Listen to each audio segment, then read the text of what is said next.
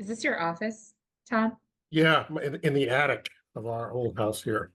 Is this the this is you said it was a ship captain's home. Yeah. Yeah, So is this where the action happens, the office you're interviewing in today? this is where I do my writing. Yeah, How many books have you written in this room? four or five, I guess. Oh, that's great. And the fun thing is I haven't cleaned up from any of them. So there's like a debris pile from each book around the room. Wait, you keep the boxes for each book in the Yeah, same room? Oh my yeah. God. Just tons of research and stuff. The actual books are in the basement. There's about 3,000 books in the basement. Um, Oh my God. But your notes all stay with you even after you're done with the book? yeah, Oh my gosh. most That's of it. like having your past lives haunt you. It's kind of nice. Occasionally I'll find like I had held on to this document for literally 40 years. I thought, oh, I know. And I went and got it the other day. And I read it for this novel I'm working on. Wow. Uh, the grand jury investigation of the Chicago police's assassination campaign against the Black Panthers in 1969. I would love to read this book when it's ready. It's uh it's a fun book. Nazis, Black Panthers, and the FBI in Maine. Love it. Love it. So I'm going to start because it looks like the number's crawling up, but I don't want to make everyone just kind of hanging too long. Um, hey, everyone. Welcome. And this is Tom Ricks. Hope you're all staying cool wherever you are. It's absolutely balmy in most of New England, but luckily I and Tom Ricks are in Harborside areas. So Tom is in Penobscot Bay. I am in I'm near the Situate Lighthouse right now. So it's not above 80, I think, where you are or where I am, right? That's right. Yeah. Yeah. So please stay cool, everybody. We're here this evening with Thomas E. Ricks to talk to him about his book, Everyone Knows But You, about murder and mayhem in coastal Maine, where it is hopefully a lot cooler. In his riveting crime debut, Tom turns his literary talents to a land he knows very well, from working in the Maine woods to trapping lobsters year-round. In the book, an FBI agent finds himself in the insular world of a fishing village on the Maine coast, where the rules are very different, sometimes lethal. For those of you familiar with living in a small or tight-knit community, this book will especially resonate. The chat is open and you can use the Q&A for author questions at any time during this presentation. Also, this event is closed captioned, so you can make it capable on your screen. While Tom's book is available in bookstores everywhere, if you want to support his local Maine bookstore, you can order signed copies from Blue Hill Books in Maine. And I checked the website, it's bluehillbooks.com. And if you go to the order tab on the homepage, you can see his name and book listed there for purchase to get a signed book. So Thomas E. Ricks is a celebrated author and Pulitzer Prize winner. This marks his first dive into fiction. He draws from a diverse background, advising on national security for the New America Foundation and its future war projects. He is also a contributing editor of Foreign Policy magazine, where he writes the prize-winning blog, The Best Defense. Tom covered the U.S. military for the Washington Post from 2000 through 2008. And until the end of 1999, he had the same beat at the Wall Street Journal, where he reported for 14 years. At the Washington Post and the Journal, he was a member of two teams that won the Pulitzer Prize. He's the author of several books, The Generals, The Gamble, and the #1 New York Times bestseller called Fiasco, which was a finalist for the Pulitzer. I first fell in love with Tom's writing when I heard an interview with him about his book, Churchill and Orwell, The Fight for Freedom, which was a phenomenal dual biography of how two very different men battled to shield democracy from the threats of authoritarianism, from both the left and the right. Sound familiar? Tom's last nonfiction book, Waging a Good War, chronicles the history of the civil rights movement, which is also a perfect read in the lead up to this year's turbulent presidential election. Today, though, it's all about the fiction. Tom's latest is this first new book in a crime series, Everyone Knows But You, A Tale of Murder on the Maine Coast. Publishers Weekly called it a crackling procedure about a grieving FBI agent who sets out to solve a murder in Maine. It also suggested a sequel would be welcome, and I'm happy to report that Tom has just told me he sold the sequel, which I expect he'll tell you more about. Tom spent his time in his youth in Maine and returned later in life to build a permanent home there with his family. He now lives in an old ship captain's house on Penobscot Bay, dividing his time between Texas and the Maine woods. Welcome, Tom. Thank you for coming out tonight, everyone. You're welcome. And thank you to this organization for having me. It's a real pleasure. This is, as Leah said, my first mystery novel. I thought I'd talk about it for about half an hour or so, and then get to your questions. As I understand it, just post your questions over in the Q&A box, and Leah will keep an eye on them, and we'll get to them unless it's really urgent and you have a two-hander that has to be answered immediately. We'll try to answer those as well. I hope you can all hear me. If you can't, put something in the chat or the Q&A if it's not coming through clearly. Because this is a first novel, and because probably most of you haven't seen it, I thought I'd set the scene for us by actually reading a scene from it. This is early in the book. The protagonist is an FBI agent named Ryan Tapia.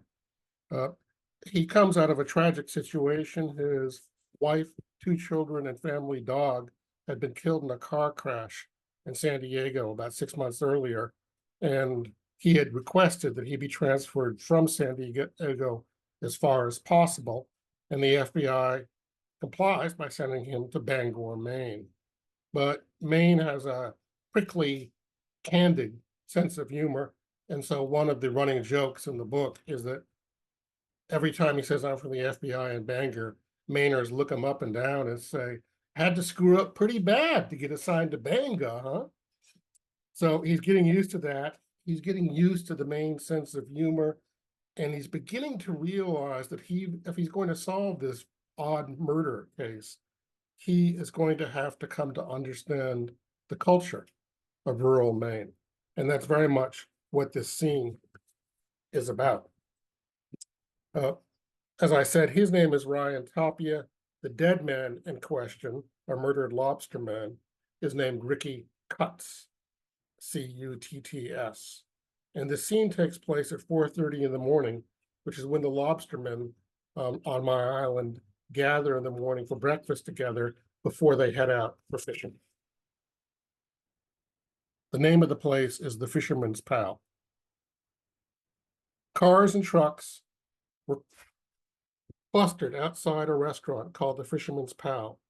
Inside, the restaurant was bustling, the air thick and humid with the rich, steamy aromas of brewing coffee, toasting bread, and sizzling bacon. Ryan surveyed the place, partly out of lawman's habit. Most of the tables were full, even at 4:30 in the morning. These were working people in the northeasternmost part of the nation. Their labors began at dawn and lasted until about mid-afternoon. That was partly because the mornings are less windy out on the ocean, making it easier to fish then. But it was also because in the depths of winter, this far north and east, the sky grew light around 6 o'clock in the morning and dark by 4 in the afternoon. That solar cycle also set the work schedule for the boatyard, the biggest single employer in town. Even though the restaurant was crowded, 5 vacant stools stood at the end of the counter. Ryan slid on to the red plastic of the leftmost. A red-haired waitress glared at him, but otherwise did not acknowledge him. He waited. He read the menu. He waited more. Bits of conversation floated across the room, particularly from the corners, which acted as amplifiers. "Hey," one shouted, "your new impeller came in. Thanks, I'll stop by. Ain't cheap." Never is. It had the feel of a town conversing with itself, of one big exchange among lifelong familiars. A man came in and stopped by a table. "Sorry to hear about your mother. She doing better?" Ryan heard another quick exchange. "Bought that new floating rope. I think it parts too easily." The person next to him said, "Goddamn federal regulations. Fuck the whales." Another guy walked in the front door and saw someone eating breakfast in one of the booths. The one just arriving shouted across the entire room, "Hey, numbnuts, your truck is blocking mine on the wharf." Sorry, Bill, I thought you was still down in Portland. The man held a forkful of scrambled eggs in front of his mouth. You know I had to be back for the selectmen's meeting last night. Was that last night? I forgot. How'd it go? The fork still hovered. Well, we've got to increase some property taxes to pay for the snow plowing and road salt this coming winter. And right now, I'm feeling like we're going to raise yours. Fuck you too. Laughs on both sides. Hearty, good-natured Maine banter. The forkful of egg finally concluded its journey. The first man offered a solution to the parking problem. Look, you need to block someone. Park in front of Ricky Cutt's old truck. I hear he ain't going to be using it for a while. A couple of faces turned to look at the speaker. That exchange about Ricky Cutt's also caught Ryan's ear. While he pondered it, he tried again to signal the waitress. She snorted and kept going. Ryan couldn't understand the situation. What had he done wrong? She passed him a third time. So that's his introduction to this seaside Maine town. When I wrote that scene, I was writing about a place my wife and I would eat at once or twice a week. What I didn't know is that the place was in trouble in terms of financially. And just after I wrote that scene, the place closed down. So it's kind of an elegy, unintentionally, for this place where this rural community gathered every day. Writing this also for me was a move from nonfiction to fiction. I found I really enjoyed the shift. Writing fiction is fun, it's faster. Like I told Joe Scarborough on Morning Joe, you can make stuff up, which is pleasant. I compare that to writing a book of nonfiction in which you have thousands and thousands of facts. It's like assembling a mosaic of facts on every page, quotes and numbers and facts, and getting them all right. There are dozens of them on every page, and so there are dozens of ways they can get screwed up in the process. And I found I got very tired of that one verb change by a copy editor unintentionally might alter the presentation of a fact and so make it incorrect. But I found fiction is different and has other responsibilities. There's a moral responsibility in fiction that kind of surprised me. And you don't have that in nonfiction. In nonfiction, a fact is a fact. If in a history book I tell you George Washington picked up a rock, it's not my problem to know why. I'd like to know why. I'd like to know what he did with it. It would be nice. But the picking up of the rock is a fact by itself. In a novel, if a guy picks up a rock, it better have some meaning. Otherwise, why am I, the narrator, bothering to tell you about it? So I found that shift kind of interesting and kept me on my toes. Also, I think in some ways that I didn't believe before, that all fiction is somehow autobiographical. Not in the sense of factually, I saw this or I did this, but this is what I'm thinking about. This is what I'm worried about. This is what I wake up in the morning wanting to write about. This first novel in a series of at least 4 is an introduction to the terrain of an island in rural Maine. The second book, which I've already sold to the publisher just actually last week, the second book is about global overheating, its effects on Maine, as experienced by one Indian tribe that eventually rises up in rebellion against it, against what they call the world burners. The third is about corporate greed and income inequality imposing itself on one rural Maine community. And the fourth, which is still cooking, is about all sorts of things from Black Panthers to Nazis. So fiction is fun. This book is especially fun for me because of the politics of America right now. I was just getting weary of the politics, tired of the weirdness of American political discourse. And I thought, I just don't want to go back in that arena again. I want to do something fun, something totally different. I just needed a break from the hard facts, the weird facts of America today. And I found I love writing about Maine. In some ways, I think this book is a love letter to Maine. It looks like a conventional mystery story, but inside that envelope is this love letter to the state of Maine, its culture, its extraordinary beauty, and its differentness. Maine is so different, and I think people who live here their entire lives know it's different. They're very proud of it. They really identify with the state, but I don't think they grasp how completely different Maine is, Maine can be. There are so many different ways. Here are just a few of them. Maine is the only state that borders only one other state, only mainland state. It's the only state with the name of one syllable, the only state that by law reserves seats in the legislature for Native American tribes who call themselves Indians in Maine. It's the only state crossed by a railroad of another country, Canadian Pacific. Most of all, it's the only state that really peaked before the Industrial Revolution. Maine joined the United States in 1820, and when it did, it was not seceding from the British, it was seceding from Massachusetts, and they still kind of have problems with people down in Boston. Maine's economy in 1820, when it became a state, was really at its peak. It was built on wood and ice, wood for building, wood for burning, wood for ships, and ice for refrigeration. Both those things were made pretty obsolete by the Industrial Revolution because people started building with steel and refrigerating with machines and then heating with coal and oil instead of wood. This title, Everyone Knows But You, captures the difference. The hero, Ryan Tapia, is from away, as they say in Maine. Everybody in Maine, in many ways, knows more than he does about the situation. And that's what drives the plot. I thought my initial question writing the book was, what would happen in a situation where everybody the investigator talks to knows more about what's going on than he does? Everybody is a step or two ahead of him.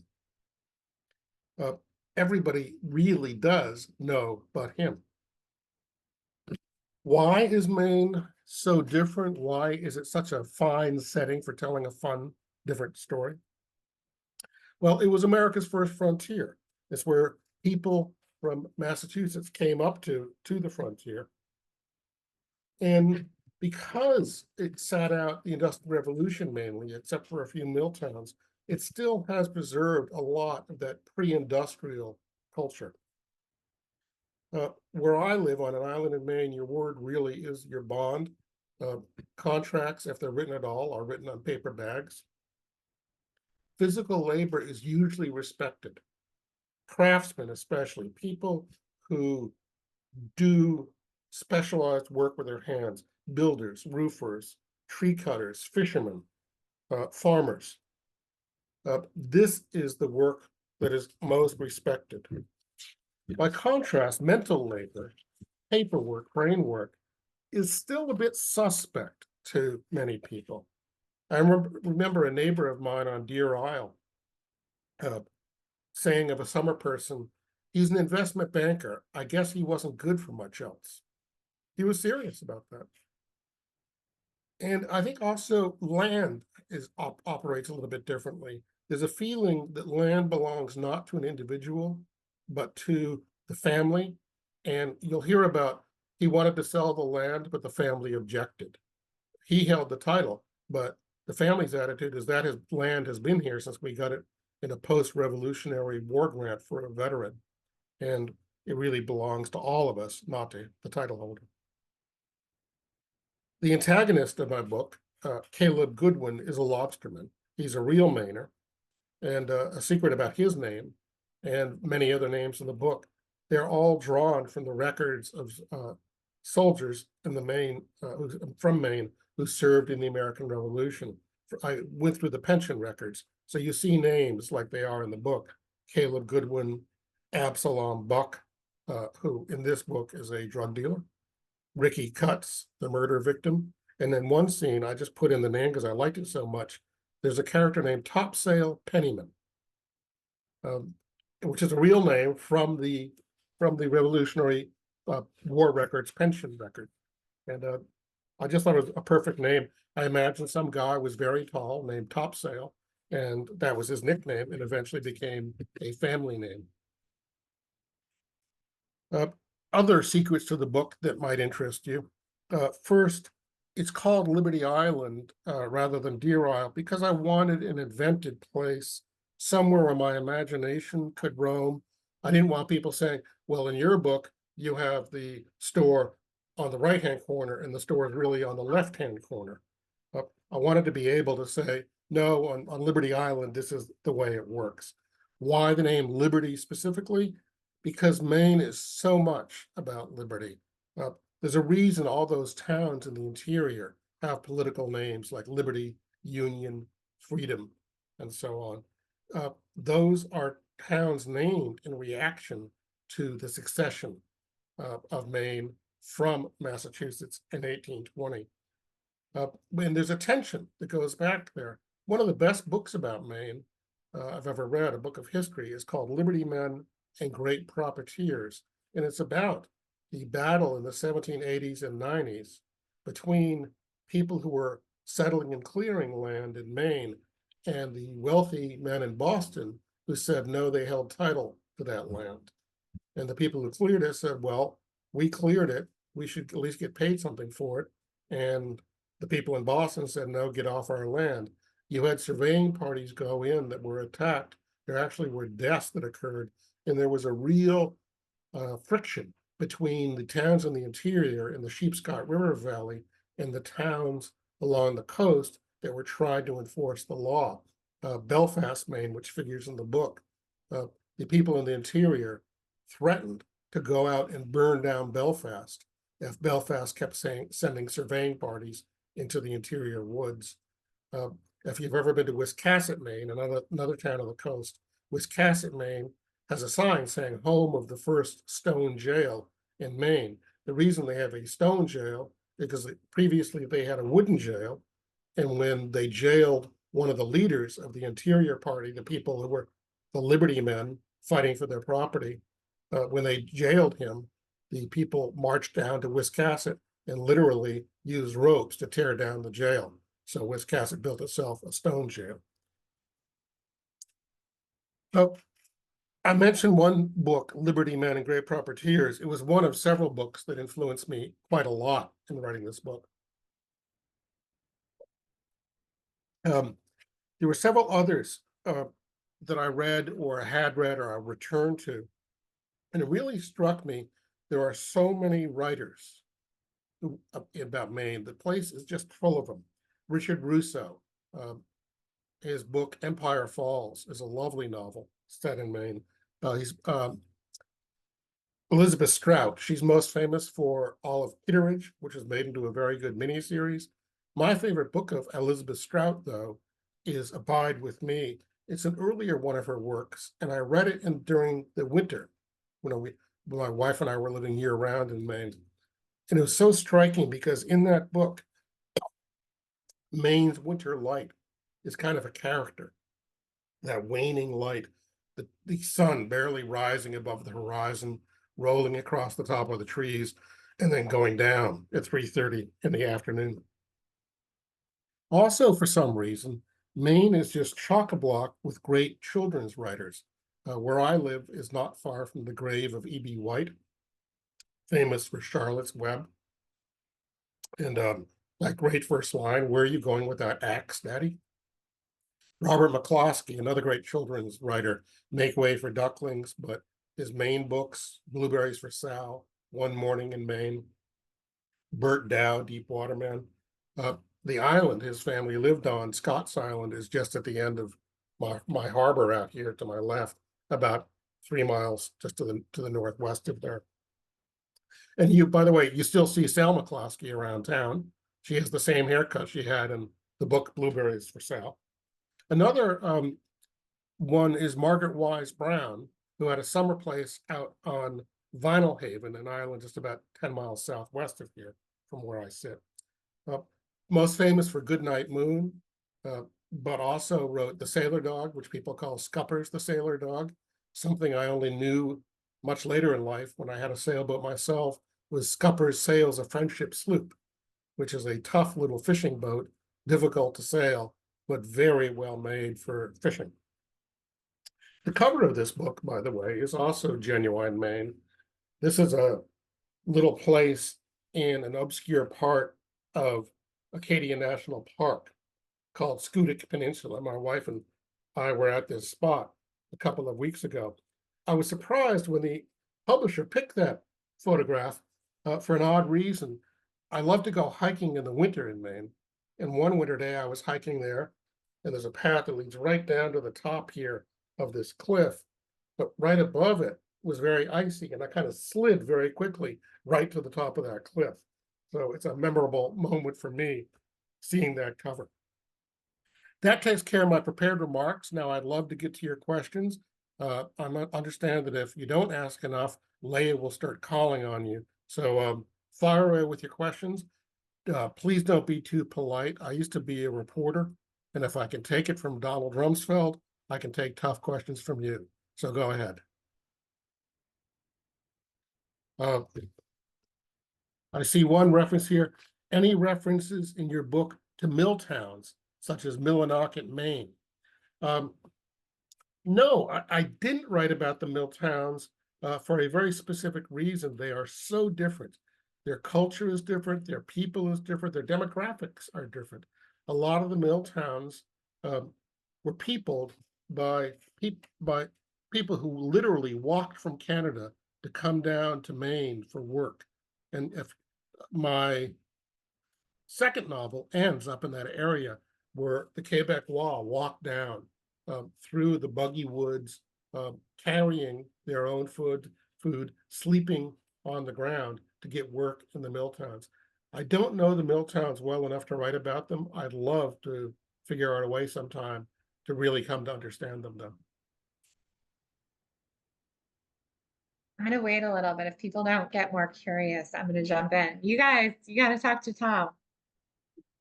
Oh, got another. You The see that? question is, when you wrote for the Wall Street Journal, were you living in New York City full time? Is Maine your home state or a bucolic retreat? Okay, when I wrote for the Wall Street Journal, I never lived in New York. First place I lived for the Wall Street Journal was Atlanta, one of their beginners bureaus. Atlanta and Dallas were the two places you began. I really liked Atlanta a lot. I don't think I've lived near New York as a kid. I've never lived in New York City itself. The second place I lived for the Wall Street Journal was Washington or Miami, and then the third place was Washington, D.C. That's where our kids grew up and where we spent a huge chunk of time. Maine, we came to a lot when I was a kid, and I liked it a lot. When I was in college, I spent 2 summers working in the Maine woods as a timber marker and a lurk line setter, an obscure job. The Land Use Regulation Commission, hence lurk, had rules about how close trees could be cut near a stream, a river, and so on, and they differed according to the size of the waterway. And so I would go out and set those lines to help preserve the water. Then later on, we came with our kids to Maine for 30 years, and the kids always loved coming to Maine. And eventually we had an opportunity to buy the house we live in now, and leapt at it and really enjoyed living here. Eventually lived here year round. The thing that got us, though, especially as we got older, was the 5-month-long winter. First snow was late October, early November. Last snow is mid-April. That's a long winter with a lot of darkness. It's not real cold usually, though it has gone down to 15 below here. But our walls, I saw once when a carpenter was working, the walls of this house are about 18 inches thick, because every time they added something like more wood or something, they just added to it. They just put it over the old stuff. So he showed me. So the middle of the wall is basically rotten. There's 200-year-old newspaper and stuff in there, but it's a very thick wall. And kind of, it also, he said they used horsehair with mud on in one layer to kind of insulate the walls. In the basement, you can actually see the hack marks of where they knock the bark off the rafters in the basement. Okay, more questions. Hoping you'll mention the book We Took to the Woods by Louise Dickinson Rich and When We Were the Kennedys by Monica Wood about her mill town. Both wonderful memoirs of Maine's interior. Well, thank you. These are two books, especially When We Were the Kennedys, I've seen it and I've wanted to read about Maine's interior. The funny thing is, I published a list, and it's been repeated in a couple of places, of my 5 favorite books about Maine. An unexpected result of this has been the number of people who've said, well, what about such and such? So right now, for example, I'm reading a book called The Maine Hamlet, a memoir by a woman of growing up in far eastern Maine, outside of Machias, in a little town, I think it's called Brownfield, or Whitfield, Brownfield. And it's a wonderful book. I'd never heard of it. So an unexpected pleasure has been the number of people recommending books to me. And that I love reading about Maine, and you're always looking for good things to steal also. At one point, the woman says in her memoir, when the crows were arguing, my mother would say, they're getting political. I love that image of crows, cawing at each other, and the mother telling her child, they're getting political. Okay, Leah, they're coming in fast and furious. I'm going to have to speed up here. Anonymous ask, I read your column of the New York Times Book Review. I write a regular military history column for the New York Times Book Review. And that steers me to new books about World War II, an interest of mine. The funny thing is, I've told the editors I avoid as much as possible books about the Civil War and about World War II because they're so overcovered, especially the Civil War. I mean, every minor event is covered. So, for example, I came across a book about basically 3 weeks when nothing happened in the Civil War. It's called, I think, After Gettysburg. And the guy got a whole book out of it. Whereas there are entire wars that Americans know nothing about. That's just a personal peeve of mine. But there are, yes, a lot of good books about World War II. When I wrote my book, The Generals, which begins by talking about American generals in World War II, I was really impressed. I mentioned that I'm early talking to Leah that in my basement, I have about 3,000 books. And I counted once, I counted them by foot. There are 42 feet of books about World War II in the basement. And some of them are just, some of the really good ones came out so long ago, they've been kind of forgotten. Larrabee, I think his name is Stephen Larrabee, a wonderful book about FDR and Hopkins, Harry Hopkins. George Marshall, who's one of my heroes. The great book about Marshall is still to be written.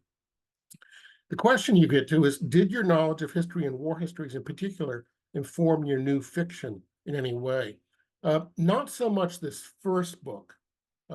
If anything, it's more informed by some time I spent covering law enforcement for the Wall Street Journal. For example, in Miami, I once did a profile of 2 homicide detectives.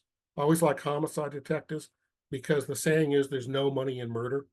So there's not a lot of corruption. The corruption of cops is in drugs, it's in prostitution. Excuse me. But vice, the victim has no money. The victim's not going to pay you. So I like the fact that I could cover some clean cops. I'm struck by the fact that your hero has FBI connections. How did you decide to do that? All right, please don't call back. Whoops. I just got rolled open here. I lost my question. I can jump in. They What is- asked how you decided to focus on an FBI agent as a protagonist because Mainers tend to be suspicious of feds in general. Yeah. I wanted an outsider specifically, and that's why I picked somebody who comes from Southern California. His name is Ryan Tapia, indicating perhaps an Irish background, perhaps a Hispanic background, some kind of mix. And I actually picked the name Tapia also because a friend of mine in college had that last name. And I just always liked it. That'd be a good name. And you're right, Mainers do have that suspicion of outsiders, the sense that somebody hasn't proved themselves. Is this person a person of their word? And that's a lot of what goes on here is people learning to trust him and bring him in to some of the secrets. Okay, Leah, tell me if I'm not going fast enough. Yeah, no, you're fine. You're doing good.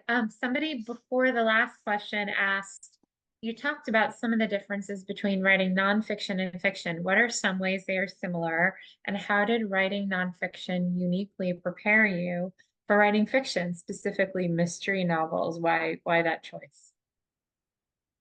They are similar in that I think writing of any kind is much more craft than art.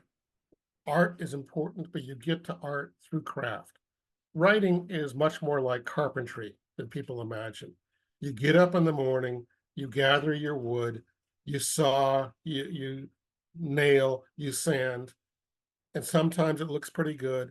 And sometimes at the end of the day, you say, what a freaking mess. There are points at which, especially in nonfiction, um, my first book, um, the editor making the core, this is about 30 years ago. My editor said, I sent it in saying, pish posh, there's your book, go and publish it. And he sent a note to me saying, Tom, this is a good start. Just you need to tear down the ending and rebuild it. Like you need to tear down that whole extension on the house and rebuild it. So the craft of paying attention to each word, of making each word carry its weight. If a word isn't doing something, what is it doing on your page? Another thing I learned, and a rule that I apply both to fiction and nonfiction, is I learned early on to only write for 4 hours a day. Because I started writing my first book, and I keep on, nah, this is so good, I'm going to keep writing. And I'd write for 8 hours. And the next morning, I'd sit down and I'd look at it and say, who wrote this shit? This is bad. And I learned there was a real falling off point after 4 hours. So after 4 hours, go do errands, cook lunch for your wife, do the research, because fiction and nonfiction both really thrive on research, on the real thunk of reality, of knowing what you're talking about. One of my rules in writing fiction and nonfiction is don't mention anything without looking into it. Just if there's one mention, he was walking on Columbus Avenue. Well, why? And what is Columbus Avenue? It's amazing the connections you can make, the understandings you can reach, how you can deepen a character by really understanding their environment and why. And that's true for nonfiction as well. I mean, why did John D. Rockefeller go to Brown University? Well, if you understand the answer to that, you get a key into the personality that is quite helpful.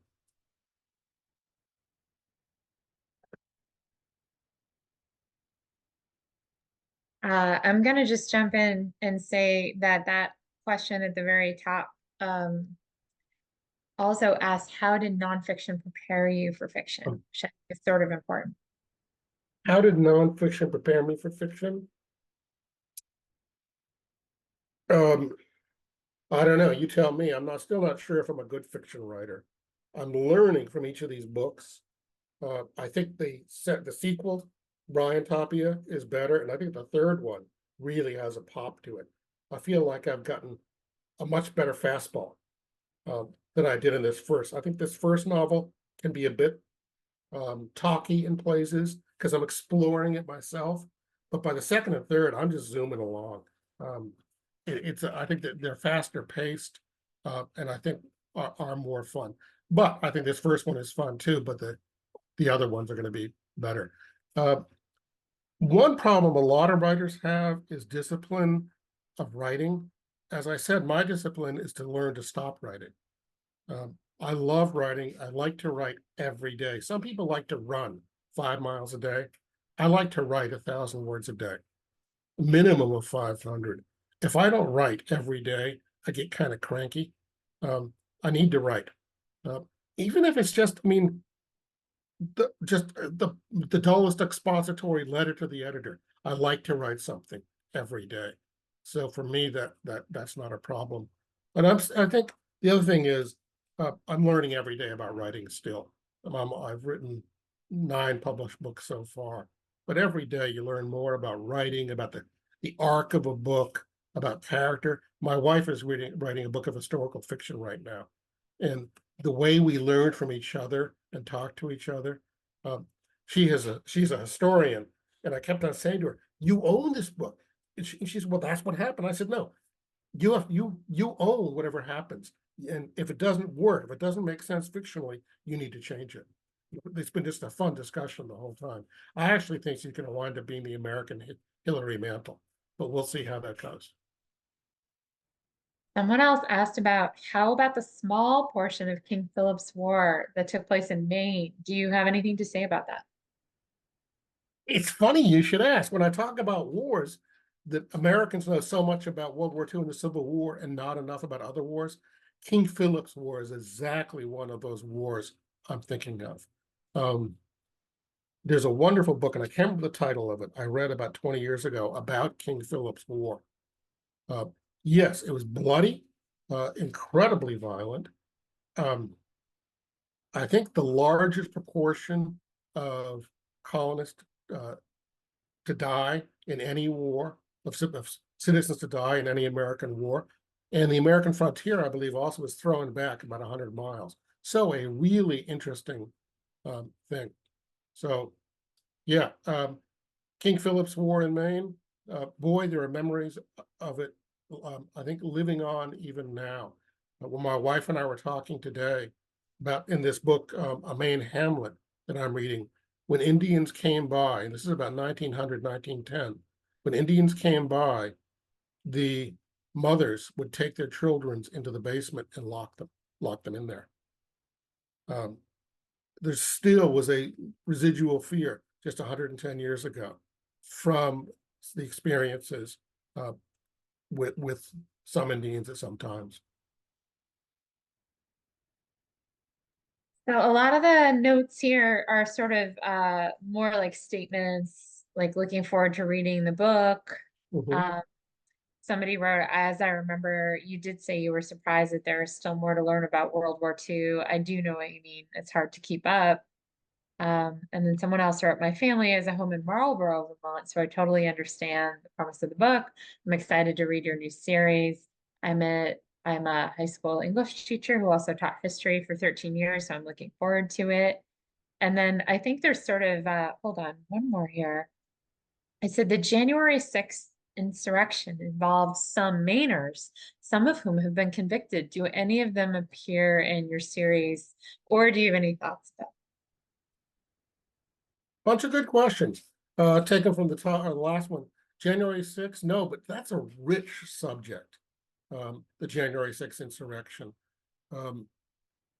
Thank you for the idea. You planted a seed. It would be interesting, especially because we're going to see some of those people coming back into American life. I've seen some of them running for office, people who have been convicted. How the American system assimilates that is going to be very interesting to see. It doesn't surprise me that the January 6th insurrection included some Mainers. Maine itself is almost kind of a state of insurrection sometimes. There's a differentness to it that I find very similar to Texas, where I also live part of the year. I think that the two states that have an almost nationalistic sense about themselves, that the state is very important to them, as important as the country is, in a way that sort of would never occur to somebody from, Connecticut or Iowa. Other questions here. thoughts about creative fiction? That's the last question. And you said your wife is also doing historical fiction. So do you have thoughts on that? Thoughts about creative fiction. I mean, I don't understand the question. Isn't I think all writing is in some must be creative if it's going to be interesting. It's just that the rules are different in how you write nonfiction and how you write fiction, how you make up stuff. And I think part of the writing for me, part of the fun of it, is discovering what those rules are It's funny, one of the reviews said, it was a very good review, but it said Tom violates a lot of the rules of narrative in this book. And it hadn't occurred to me that I was violating rules of narrative, but I thought, well, they're unwritten rules anyway, so I don't know where they are.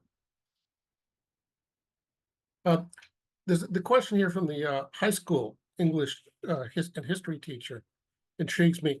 He mentions my previous book, Churchill and Orwell, which Leah mentioned also.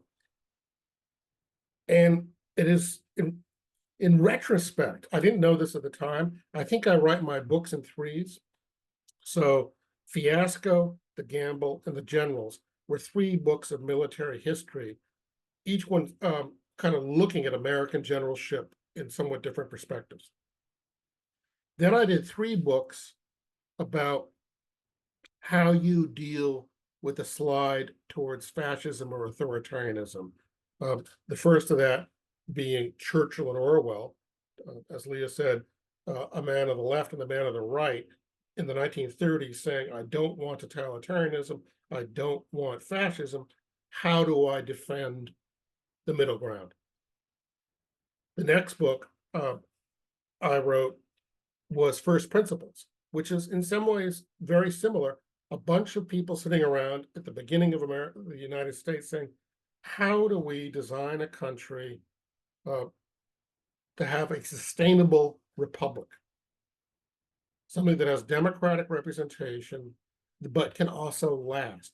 The big problem they faced, especially Madison, James Madison, I just love, spent several years sitting in his parents' library, reading histories of the declines of republics, trying to figure out, how do republics fall apart? Why do they fall apart? And then he really beats the drum and leads the way to the Constitutional Convention that says, let's design a country to be a sustainable republic. And so what especially Madison says is, if most republics are small and they don't last, we're going to have a big republic and we're going to try to make it last. And his key is spread the power around, divide the power up, checks and balances. So you have 3 branches of government. In the legislative branch of federal government, you have 2 different houses, the Senate and the House, contending with each other. You have not just a federal government, but also a state government and tensions between them. So he dispersed the power as much as possible to make the system sustainable. So when people say, well, our system's in a logjam, we're frozen, I think James Madison would say, exactly so. It was designed that way. If you can't get along, the thing freezes up. It forces you, anybody who wants to get something done eventually has to compromise. It's a system that forces compromise. So sometimes you get people who don't like compromise. Madison says, knock yourself out, the system will freeze. I think it's just, James Madison, I think, is in many ways, after George Washington, our greatest founder. We wouldn't have had a country without George Washington, the general who held this army in this country together. But the fact that we have a country more than 250 years later, I think that's due as much to James Madison as anyone else. They called him Little Jimmy, Jimmy Madison. He was about 5'3". His wife Dolly at parties would run around with him, carrying him on her back. The fact I just love about Madison is he went to Princeton, and he had a Scottish tutor. He was well educated, but when he got to Princeton, he found out, to his deep chagrin and embarrassment, that he spoke French with a Scottish accent, and nobody could understand him except other Scots.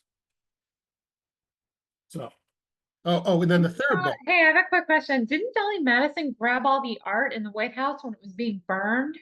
Yeah, in 1812, Did it? she took down especially the portrait of George Washington and rolled it up and carried it out. Dolly, I have a little bit more of a problem with. Dolly had a son who was a kind of a nut, a drunk, alcoholic, and a gambler, and he several times gambled away all his money. And she ended up selling slaves that had been in the family for decades, to pay off his debts again and again. It was rather brutal. To the point, my wife tells me, at one point, she'd sent a maid to the watering, the well, the pump, just across the street from the White House in Lafayette Square. And there she had some men waiting to grab this girl and auction her off. The girl had been warned by another member of the household and ran away. And eventually this leads to the biggest slave escape in American history, which is the subject of my wife's first book called Escape on the Pearl. But it almost begins with Dolly Madison. You had another question?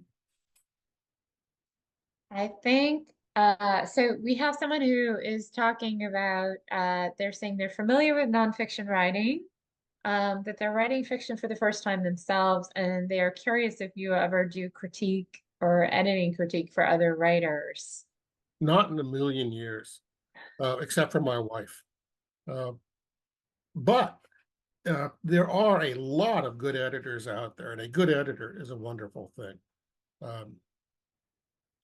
You're right, though. Details, I think it was Nietzsche who said, God is in the details. Great writing is in the details. I find in my writing where I frequently make a mistake is I don't expand it enough. I don't let it breathe enough.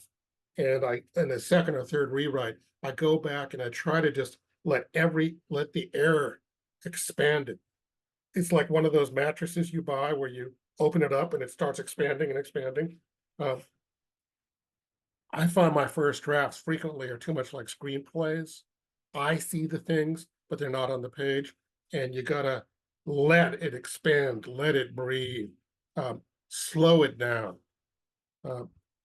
I'm remarkable. It makes me pay attention. Sometimes you realize in a scene in a book, nothing has happened for 10 pages, but everything's happened because it's all about what the person is thinking, remembering, doing.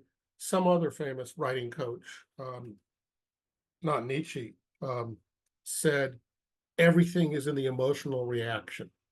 It's not the events that matter, it's how people react to them, think about them, talk about them. The older I get, the more I think that's true, that the real plot isn't how characters react to what happens, not what happens. What happens is almost unimportant. Sometimes the smallest event. Jane Austen is so good at this. A dropped handkerchief, a tone of voice can be absolutely devastating to someone. And the fascination of the book is in how she makes that happen. I was thinking about this the other day. I once drove across the country alone, listening to Sense and Sensibility. And it was like having Jane Austen sitting next to me in the driver's seat as we were driving across Mississippi. And she's just telling me about how emotionally devastated this woman was by something that happened. I just love that. Just letting this very slow narration entirely captivate me. So I think also a great way to learn about writing is to listen to audio books on cross-continental drives.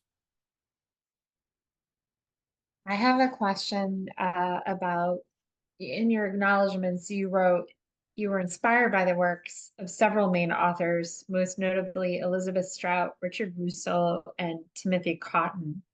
And you also mentioned The Lobster Gangs of Maine by James, I hope I'm pronouncing this right, James Atchison. Mm-hmm.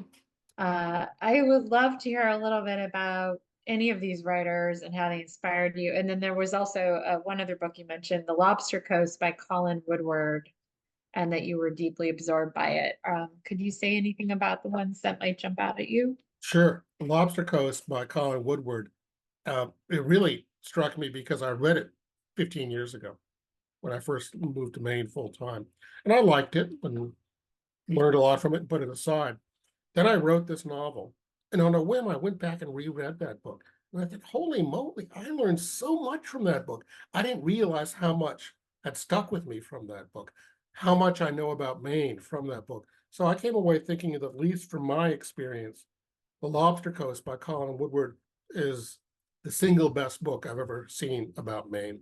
I actually ended up talking to him recently. We were planning something literary, and I mentioned this, and he said, "It's funny you should say that. The book is now going; it's going to be reprinted in a 25th anniversary edition coming out soon."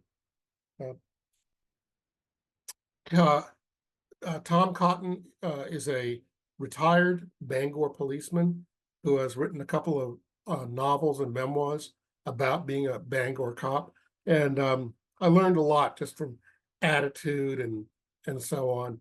Um, he's got a good feel for Maine. That's a lot of fun. What are the other books? Yeah. You mentioned Richard Russo and Elizabeth Strout. Mhm. Yeah, I talked about them a bit. I also, in the acknowledgments, thanked photographers. I became a huge addict of these photography pages: Maine photography, Maine wildlife, one exclusively about Aroostook County called Crown of Maine. And every day people post these wonderful photographs. And I would just sit and look at them sometimes and think about them. Um, and I think even, boy, I could write a scene in that photograph, or this is what my character would be looking at as he or she reacts to the day's events and tries to process the experience they've just had. So these photographs almost were like coaches for me. So I was seriously thanking them in the acknowledgments. I'm amazed. I still look at them probably for an hour every day, these about 10 different sites. And in each of my novels, I'm going to thank specifically the photographers who inspired me. I see a couple of other questions. Is the recording of this going to be posted somewhere? Leah tells me it is. And when it is posted, I actually will be tweeting it out on my Twitter account, TomRicks1. Maybe the question was about creative nonfiction. I actually like that question because for some reason I've been reading some really good I know why. I was on the Pulitzer committee for nonfiction this last year, the nominating committee, not the jury, where you nominate the 5 books. And I had to read a ton of books, most of them not very good. After this experience, I wanted to read really good nonfiction. It was like taking a shower or a palate cleanser. So I went around and I looked and I asked people, and 2 great books, 2 wonderful books of nonfiction I've read recently. One is Hellhound on His Trail by Hampton Sides, which surprised me. It's not a subject I thought I'd like. It's about the killing of Martin Luther King and then the manhunt for his assassin. That's Hellhound on His Trail, Hampton Sides. Another book that really surprised me was Titan by Ron Chernow, a biography of John D. Rockefeller, the founder. And it amazed me because Rockefeller was so different from what I expected as a person. Much more complex, much more psychologically complex, even politically, not what I expected. He was basically a leftist in some ways. He was an abolitionist, a feminist. When Cleveland had only one female doctor, he took his family there. Worshipped frequently in Black churches throughout his life. Gave enormous amounts of money to historically Black colleges and universities. Was anti-free market. He didn't like the free market. He wanted a market he ran, damn it. He didn't want prices going up and down. He wanted stable prices, and he would set the prices. So Rockefeller was just fascinating to me. And Ron Chernow, talk about creative nonfiction. He is so careful with his facts, but he's creative in his empathy and his understanding of this complex person. And it's a great work. It changed my understanding of American history. You realize kind of also, when Rockefeller was coming up, Cleveland was like Silicon Valley. When he's putting together the first oil industry, and gasoline, by the way, at that point was a byproduct they just dumped in the river. Nobody wanted gasoline, so it was a waste product. He was like the Silicon Valley. He was 29 years old, and he was inventing an American industry. And 40 years later, he's shocked when people say, this guy's kind of a monster and he's strangling America. That's where I think Silicon Valley's going. They still think of themselves as we're the cool kids, the hip kids, we're the Grateful Dead of computers. And it turns out, no, they're the John D. Rockefeller of computers, and they're strangling, I mean, and destroying part of the country, but they still think they're the cool kids. I think we have time for one more question, and that is, what are you currently reading? And I'm going to add in, what are you currently personally riveted by in your own reading habits? And you have to be honest. Don't give us like the official answer. Give us the real answer. Well, I kind of already did. Hampton Sides, Hellhound on His Trail, I finished earlier this week. Really liked it. I was thinking about the Ron Chernow book because I picked it up just today. I read it a couple of months ago, but I picked it up today. And the book I'm really in the middle of right now is this book, A Maine Hamlet, which I'd never heard of, which I'm learning a lot from. It's so, I mean, she's so precise. Again, we come to the importance of details. It never would have occurred to me. She's discussing the family's diet. This is a farming family in rural Maine, right up just 10 miles, or no, 40 miles from the Canadian border. She says, we were vegetarians for much of the summer. Their dinner table was beets, squash, potatoes, lettuce. She said, come the first frost, we slaughtered the pig. And then we ate almost all meat for a while. And just these little variations, the whole book is like that. When she talks about school, she actually gives the schedule for the school, class by class. She said, we were a very modern school. It was one room. There were no classes. Each student was advanced independently. One day the teacher would say, okay, you're finished with arithmetic 2. You're now in arithmetic 3. Go over there. She said, all these classes are going on simultaneously. And she said, by the time you actually got to arithmetic 2, you'd heard the class 4 times since you'd been in this classroom since you were 6 years old, and you were kind of familiar with it. Something else totally surprised me about this book. She said almost all the kids arrived knowing how to read. Their parents used to teach them to read at age 4 and 5 with objects around the house. And by the time the kids started school at 6, they arrived that morning basically able to read. And that was expected. All the little social rules. People in her town would not take a job as a servant in the big town next to them, Machias, if you did not eat with the family, because then you were being treated as lower caste. And anybody who did take a job at which they did not eat at a dinner table was scorned as accepting imposition of a lower caste by the snobs in the big town. Just a lot of little people would sell their best vegetables because it was a matter of reputation. You didn't sell your bad stuff. You'd feed that to the pig. What was the name of that book? You said Maine Hamlet? A Maine hamlet. She meaning like a hamlet, a little town. Who wrote it? Wish I had it here Well, we'll find it. We can find it, put downstairs. the link in. Yeah, we can add that in. So, Anything you want to leave us with yeah, go to about Maine, the book go to for those Blue who Hill. may be wavering or not sure? I'm sorry, say again. I said anything you want to leave us with about your book and about the series and why everyone should read it. Sure. Read the book if you want a little fun, if you want to learn more about Maine, and if you want a diversion. I am just so weirded out by American politics, so tired of them. I needed a break, and I suspect a lot of people do too. This is designed to be a break. So there is an audiobook of it. I think it would be somebody, C. Martin has written in, I'll take the audiobooks on my 10 hours drive to Maine coming soon. I think it would be the perfect audiobook to listen to on the way to Maine. It actually moves my heart because our daughter is driving here today from Washington, D.C. with her 2 dogs and called us. I suspect that was her who called earlier and interrupted us. And we've been talking about the audiobooks that she's listening to. I'll leave you with the thought, this is a great gift, and you can get a signed copy by going to Blue Hill Books online. It's the Blue Hill Bookstore in Maine. It's a beautiful little independent bookstore. A friend of mine came to Blue Hill for the first time, walked into it, and yelled, I love this place.